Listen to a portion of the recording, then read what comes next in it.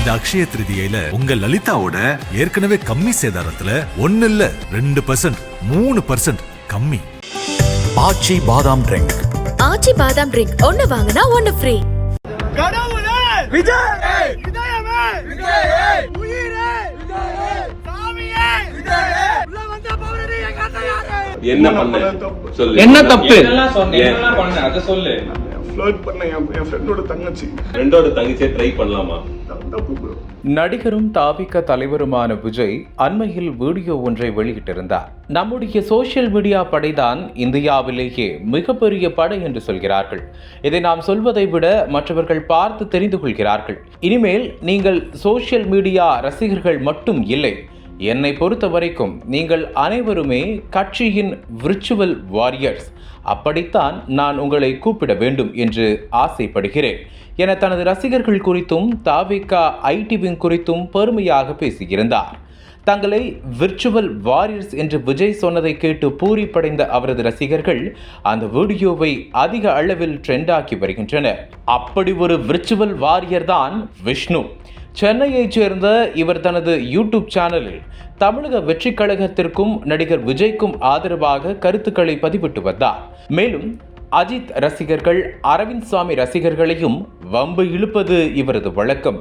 வேறு ஏதாவது அரசியல் கட்சி தலைவர்களும் நடிகர்களும் விஜய் குறித்து விமர்சனம் செய்தால் அவர்களை கடுமையாக பேசுவதுதான் விஷ்ணுவின் வேலை. இந்த வேலைக்காக இவருக்கு ஆயிரக்கணக்கான ஃபாலோவர்ஸ்களும் இருக்கிறார்கள். இவர் ஏற்கனவே சதுரங்க வேட்டை பட பாணியில் ஃபாரெக்ஸ் ஸ்கேம் என்ற மோசடியில் சிக்கி சர்ச்சைக்கு பெயர் போனார். பெண்களுக்கு ஆதரவாக பல்வேறு வீடியோக்களில் பேசி வரும் ஸ்ரீ விஷ்ணு தற்போது மொத்தமாக அம்பலப்பட்டிருக்கிறார். இவர் குறித்து வெளியான ஒரு வீடியோ தான் சோசியல் மீடியா முழுவதும் காட்டுத்தீ போல் பரவி வருகிறது.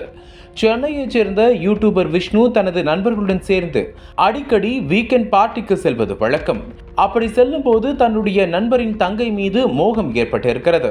அந்த சிறுமியின் இன்ஸ்டாகிராம் ஐடியை தெரிந்து கொண்ட ஸ்ரீ விஷ்ணு அவருக்கு நள்ளிரவு நேரத்தில் ஆபாச மெசேஜ் அனுப்பியிருக்கிறார்.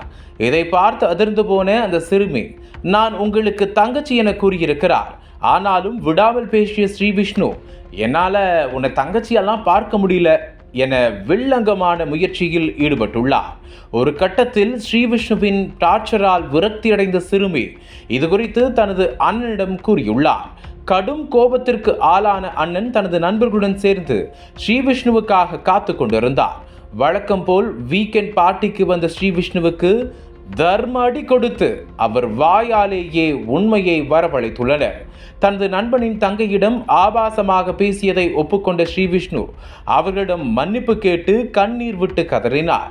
அப்போது அவரது செல்போனை சோதனை செய்து பார்த்தபோது ஸ்ரீ விஷ்ணு ஏராளமான பெண்களிடம் தனது சேட்டையை காட்டியது கண்டுபிடிக்கப்பட்டது. ஏற்கனவே விஜய் கட்சியின் நிர்வாகிகள் அடுத்தடுத்து கஞ்சா விற்பனை, பாலியல் தொல்லை உள்ளிட்ட வழக்குகளில் சிக்குவது அதிகரித்து வருகிறது.